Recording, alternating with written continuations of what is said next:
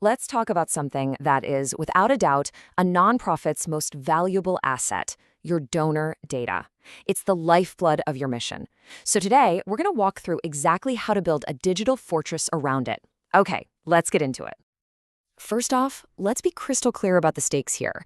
A staggering 68%, that's more than 2/3 of nonprofits, have been hit by a data breach in just the last 3 years.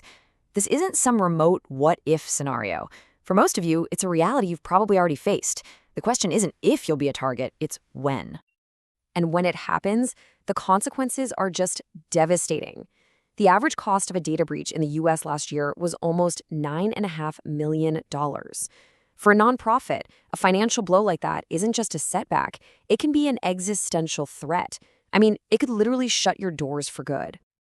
Okay, I know those numbers are pretty scary, but here's the good news, and I really want you to hear this. You don't need a massive budget or a giant IT department to build a strong defense. It's all about being smart, being proactive, and being strategic.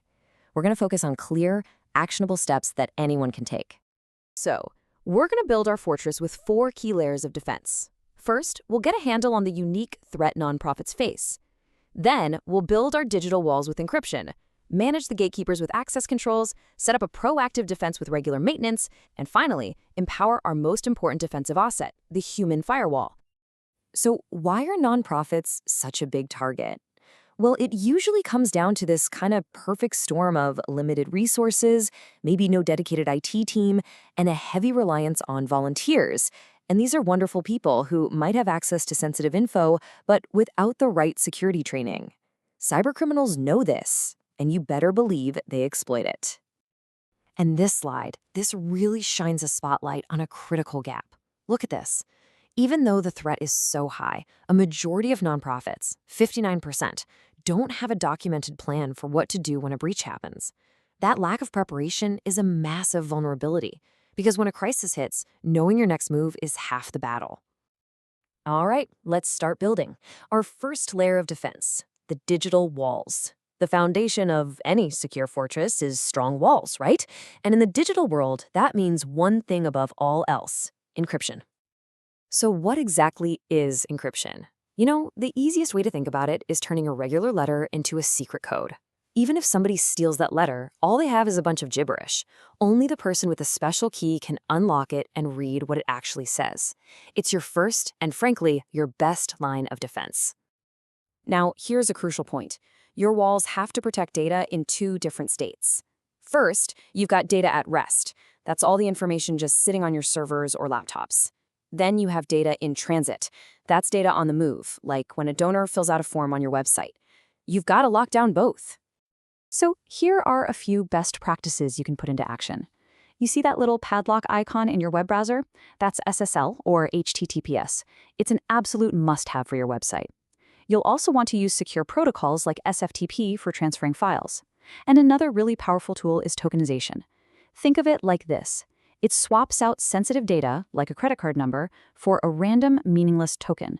So even if someone breaks in, they steal a bunch of useless plastic chips instead of the cash. Okay, our walls are up.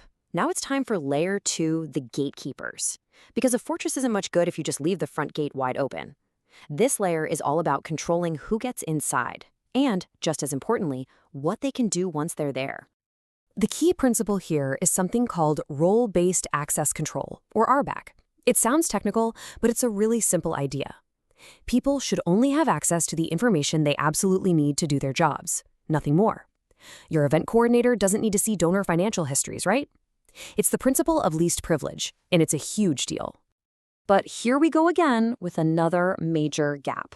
Over half of nonprofits, 56%, do not use multi-factor authentication, or MFA.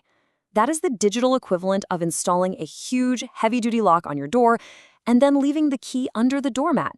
It is one of the single biggest, easiest to fix vulnerabilities out there. And the reason this is so important is because MFA is just incredibly effective. I mean, look at the stat. It can block 99.9% of attacks on an account. Even if a hacker steals a password, MFA stops them dead in their tracks. Seriously, if you do one thing after watching this, go turn on MFA everywhere you possibly can. So, with our gatekeepers on duty, we can move to layer 3, proactive defense. See, a fortress requires constant maintenance. You gotta patch the walls, check the locks, and keep an eye on the horizon for new threats. Security is never a set it and forget it kind of thing. It's an ongoing process. And a great way to think about this is a simple repeating cycle. First, you audit your systems to find any weak spots. Next, you clean up old, unnecessary data that's just creating extra risk. And finally, you apply all those critical software updates that patch vulnerabilities. Then, you start the cycle all over again. Let's put some meat on those bones. You should aim for a full security audit at least twice a year. And that old data? If a donor profile has been inactive for more than 2 years, you should probably get rid of it. It's just a liability at that point. And wherever you can, automate your software updates. It dramatically reduces the chance that a critical patch gets missed. And that brings us to our final and maybe our most important layer, the human firewall. You can have the strongest walls and the smartest gatekeepers in the world, but your entire defense ultimately rests on the people inside the fortress, your staff and your volunteers. And here's exactly why this is so critical. A massive 88% of all data breaches involve some element of human error. Now, this isn't about blaming people. It's about recognizing a simple truth. Your team is both your biggest potential vulnerability and your greatest potential strength. So that brings us to the million-dollar question, doesn't it? How do you turn that potential weakness into a powerful defense? How do you prepare your team for the kinds of attacks they are absolutely 100% going to face? The answer is practice. You run drills. Simulated phishing exercises are basically like a fire drill for cyber attacks. They send safe, fake phishing emails to your staff, which lets them get hands-on experience spotting and reporting threats, all without any of the actual risk. It is one of the most effective training tools out there, period. And this quote from Phishing Tackle just nails it. The ultimate goal is to create a culture of vigilance, where cybersecurity becomes everyone's job. It's a shared responsibility. Everyone, from the executive director to the newest volunteer, is part of the defense. So let's recap our whole security foundation. For your digital walls, you encrypt everything at rest and in transit.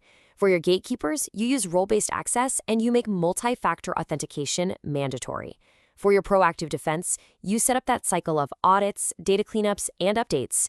And for your human firewall, you train your team constantly. These 4 layers all work together to create a really formidable defense. We've laid out the blueprint for a strong digital fortress. These layers of defense, they're not just technical suggestions.